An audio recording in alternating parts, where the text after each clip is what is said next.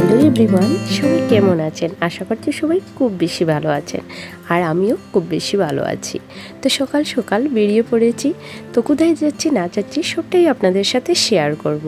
তো আমরা গাড়ি করে বেরিয়ে পড়েছি, বাড়ির গাড়ি করে। আর যাচ্ছি কোথায় সেটা আপনারা আমার সঙ্গে থাকলেই দেখতে পারবেন। তো আপনাদের সাথে কথা বলতে বলতে এখানে স্টেশনে এসে পড়েছি। আর ঘর থেকে বেরিয়েছিলাম নিজের গাড়ি করে, আর সাথে যাচ্ছেন আমার শ্বশুরমশাই। তো মাসের প্রথম দিন নতুন শুরুর মতো একটা নতুন অনুভূতি। সকাল থেকে মনটা খুব বেশি খুশি খুশি লাগছিল। তো এই করতে করতে আমরা স্টেশনে এসে পড়েছি আর মনের আনন্দে। আর এখানে এসে বসেও পড়েছি। আর এখানে আমার শ্বশুরমশাই আমাদেরকে দিয়ে চলে গেছেন। তো ওনাকে বললাম অনেকটা রৌদ্র উঠেছে, প্রেশারের প্রবলেম হতে পারে, আপনি চলে যান। তো সেইভাবে উনি চলে গেছেন, আর আমি আর আমার বর বসে এখানে একটু গল্প করছি।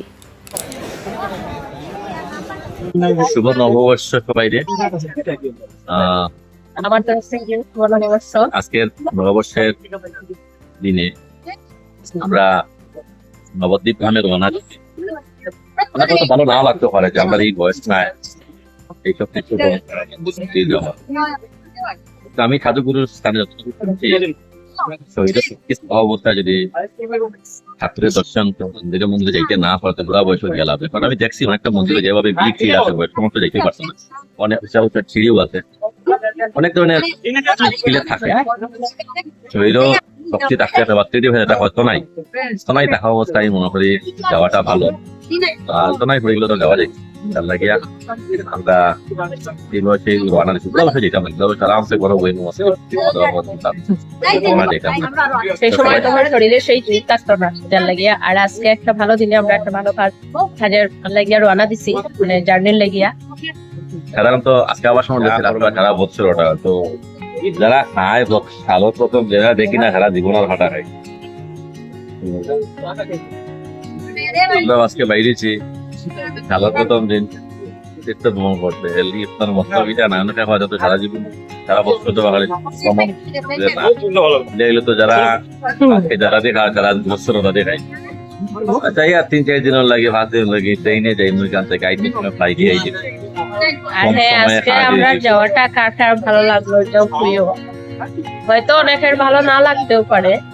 সবার যে সব ভালো লাগে প্লিজ লাইক করবা, যদি খারাপ লাগে তাইলে রিঅ্যাক্ট দিবা।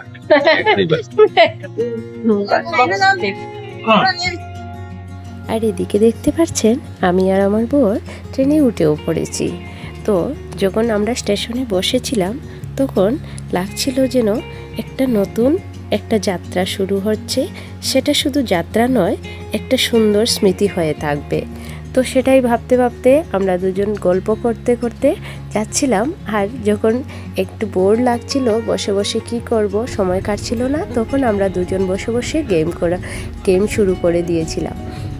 তারপর আমরা দুজন লুডো খেলছি, আর আমরা অপেক্ষা করছি কখন গৌহাটি স্টেশন আসবে আর আমাদের সঙ্গের যারা আমাদের সাথে যাবেন ওনারা কবে আমাদের সাথে একসাথে মানে ট্রেনে উঠে বসে পড়বেন, তারপর আমাদের জার্নিটা আরও ভালো হবে, সেটাই অপেক্ষা করছিলাম।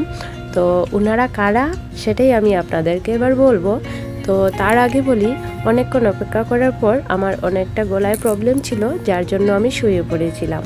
তাও আমি কিন্তু মুখে পান দিয়ে দিয়েছি, কি করব, আমি অনেকটা পান খেতে ভালোবাসি তাই। তো এই যে জানালার পাশে বসে কিছুক্ষণ ভিডিও করছিলাম। আর ট্রেনের পিছনটা দেখা যাচ্ছে কি না আপনারা বলবেন তো, আমার তো অনেকটাই ভালো লাগছিল, একদম পিছনটা দেখা যাচ্ছে, সেটাই আর কি একটু ক্যামেরাতে ক্যাপচার করে নিয়েছি। তারপর এই যে দেখেন আমাদের সাথে যাবেন যে আমার দিদি, মানে আমার বড় জাল, আর এই যে উনি হলেন আমার বাসুর। তো ওনারাও যাবেন, অ্যাকচুয়ালি ওনারাই প্ল্যানটা করেছেন আর আমরাও সাথে যাচ্ছি। আর এই যে আমাদের কিউট একদম কি বলবো, ওর কথা বলার মানে ভাষাই নেই আমার কাছে, এত মজার মানুষ ও না, খুব বেশি ভালো লাগে। ওনার সবাইকে খুব বেশি আদর করতে জানে, মানে এত সুন্দর কথাবার্তা ওর, আর ওর ব্যবহারটাই অনেকটা মজার।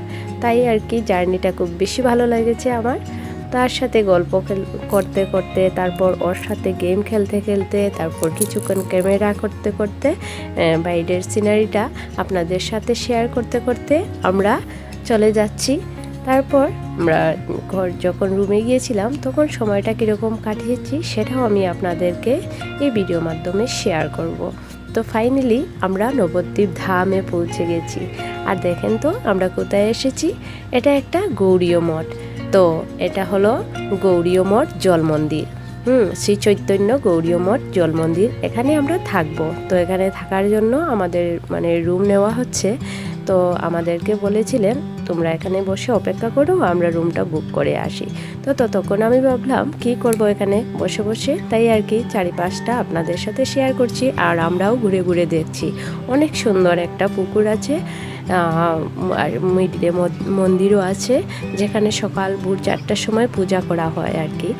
তো এই যে এটা একটা রুম নেওয়া হয়েছে, আর পাশে একটা রুম নেওয়া হয়েছে। যেহেতু আমরা 2টা ফ্যামিলি আছি, যার জন্য 2টা রুম নেওয়া হয়েছে।